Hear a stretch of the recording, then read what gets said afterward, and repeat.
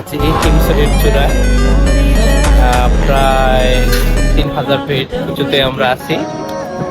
এখানে আমরা প্রায় 7 জন এখানে আসছি। আমরা প্রায় 8টা সিঁড়ি বেয়ে এখানে আমরা উঠছি। শুধু 8টা? হ্যাঁ, না শুধু 8টা না, মানে আটটা ছিল স্তর, কিন্তু আমাদের উঠতে উঠতে প্রায় এখানে 30 মিনিট সময় লাগে।